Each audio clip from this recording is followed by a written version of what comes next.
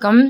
இன்னைக்கு வந்து பிரேக்ஃபாஸ்ட் வந்து பொங்கல் பண்ணேன். பொங்கல், சாம்பார், அப்புறம் கொஞ்சம் தேங்காய் சட்னி அரைச்சேன்.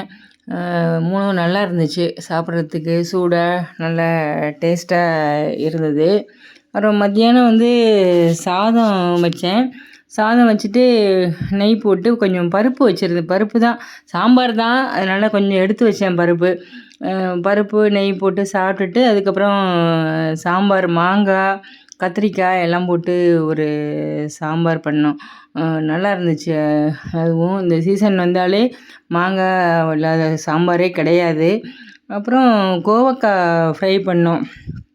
ஃப்ரை பண்ணிவிட்டு வத்தல் போட்டேன். வத்தல் பொரிச்சிருந்தேன். வத்தல் வந்து அன்றைக்கி பழைய சாதத்தில் பண்ணேன் இல்லையா வத்தல், அதுதான் இன்றைக்கி தான் காஞ்சிருந்துச்சு, பொரித்தேன், நல்லா இருந்தது.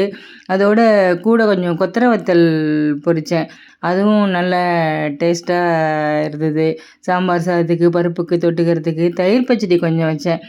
சின்ன வெங்காயம் கேரட் போட்டு தயிர் பச்சடி.